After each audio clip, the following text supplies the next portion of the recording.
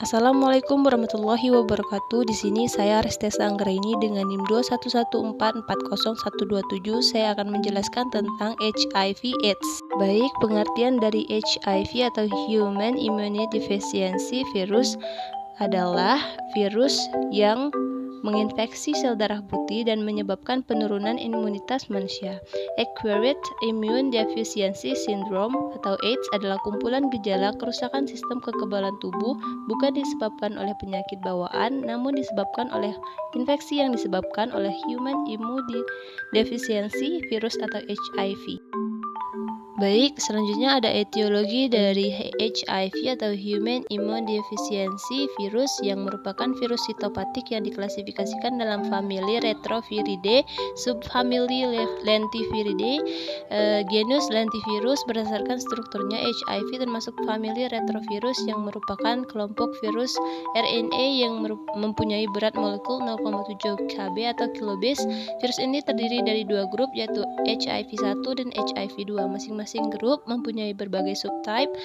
Di antaranya kedua grup tersebut yang paling banyak menimbulkan kelainan lebih ganas di seluruh dunia adalah grup HIV1. Virus ini terdiri dari dua grup, yaitu HIV1 dan HIV2. Masing-masing grup mempunyai berbagai subtype. Di antara kedua grup tersebut, yang paling banyak menimbulkan kelainan dan lebih ganas di seluruh dunia adalah grup HIV1. Baik, kemudian di sini ada patofisiologi. Virus HIV/AIDS menetap dalam nukleus sel sehingga sel dirangsang untuk berkembang biak dan akan keluar dengan menggunakan dinding sel sebagai selaput luar virus. Melalui cara ini, T limfosit akan musnah. Virus baru ini akan mencari sel yang lain dan proses yang sama akan berulang untuk seterusnya memusnahkan sistem daya tahan tubuh. Untuk mengetahui virus HIV/AIDS menyerang daya tahan tubuh manusia akan digunakan parameter limfosit atau sel darah putih. Limfosit merupakan sel utama dalam sistem kekebalan tubuh. Terdapat hampir sekitar 100 triliun sel di dalam tubuh manusia dan limfosit hanya 1%.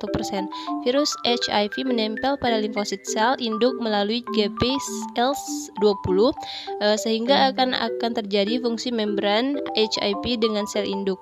Inti HIV kemudian masuk ke dalam sitoplasma sel induk. Di dalam sel induk, HIV akan membentuk DNA HIV dari RNA HIV untuk berintegrasi dengan DNA sel induk. DNA virus yang dianggap oleh tubuh sebagai DNA sel induk akan membentuk RNA dengan fasilitas sel induk. Sedangkan mRNA dalam sitoplasma akan diubah oleh enzim protase menjadi partikel HIV.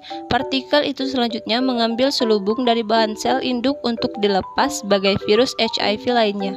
Mekanisme penekanan pada sistem imun atau imunosupresi ini akan menyebabkan pengurangan dan terganggunya jumlah dan fungsi sel limfosit T.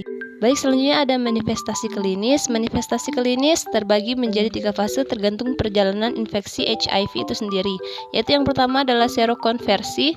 Pertama kali saat tubuh terinfeksi virus HIV, misalnya setelah melakukan hubungan seks dengan pekerja seks komersial yang menderita HIV dan beberapa minggu kemudian menderita penyakit yang gejala mirip seperti flu, masa itu disebut tahap serokonversi. Jadi gejalanya seperti tenggorokan sakit, demam, muncul ruam-ruam kemerahan pada kulit, pembengkakan, kelenjar, penurunan berat badan, diare, kelelahan, nyeri persendian, nyeri otot.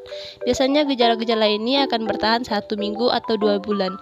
Pada tahap ini di mana tanda-tanda tubuh berusaha melawan infeksi HIV.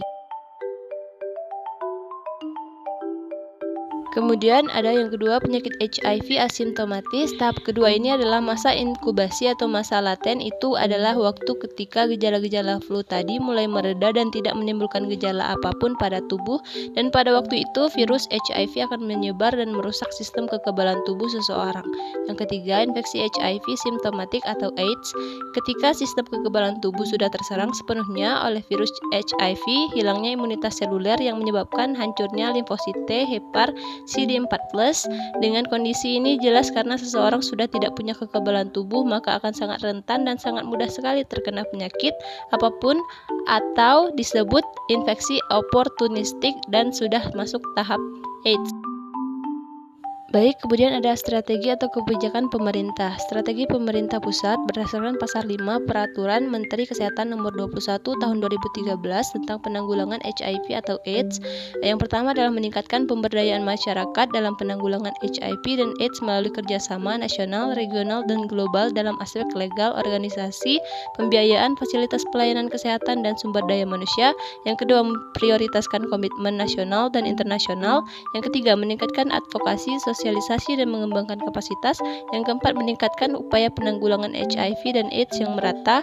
Yang kelima, meningkatkan jangkauan pelayanan pada kelompok masyarakat berisiko tinggi, daerah tertinggal, terpencil. Yang keenam, meningkatkan pembiayaan penanggulangan HIV dan AIDS, meningkatkan pengembangan dan pemberdayaan sumber daya manusia, meningkatkan ketersediaan dan keterjangkauan pengobatan, pemeriksaan, penunjang HIV dan AIDS, meningkatkan manajemen penanggulangan HIV dan AIDS yang akuntabel, transparan, berdaya guna, dan berhasil guna. Di sini ada fenomena, yaitu Dinas Kesehatan atau Dinkes Kabupaten Cianjur mencatat selama periode Januari hingga Mei ada sebanyak 82 orang dengan HIV/AIDS atau ODHA. Dari jumlah tersebut 50% diantaranya pelakunya penyimpangan seksual dan laki-laki atau LSL. Kabid Pencegahan Pengendalian Penyakit atau P2P Dinkes Kabupaten Cianjur, Frida Laila Yahya, menjelaskan saat ini jumlah ODHA tercatat ada sebanyak 82 orang pengidap baru. Jumlah itu merupakan data yang tercatat pada periode Januari-Mei tahun ini. Hampir setiap tahunnya jumlah ODHA dapat mencapai 100 orang lebih. Katanya Kamis 2 bulan 6 2022 dari sebanyak 82 pengidap ODHA tersebut, kata dia rata-rata akibat penyimpangan seksual sesama jenis terutama LSL. Frida menduga masih banyak pengidap ODHA baru namun tidak melakukan tes kesehatan. Didapatkan secara ilmiah bahwa penularan HIV yaitu adanya penyimpangan seksual dengan sesama jenis, dan ada beberapa orang diantaranya itu tidak melakukan tes kesehatan HIV. Pengobatan HIV/AIDS tidak bisa disembuhkan karena tidak ada obatnya. Namun gejala penyakit bisa dikendalikan dan sistem imun bisa ditingkatkan dengan pemberian terapi antiretroviral atau ARV. Obat ARV tidak dapat menyembuhkan, tetapi bisa membantu orang dengan HIV hidup lebih lama dan lebih sehat. Selain itu, ARV juga membantu mengurangi risiko penularan HIV.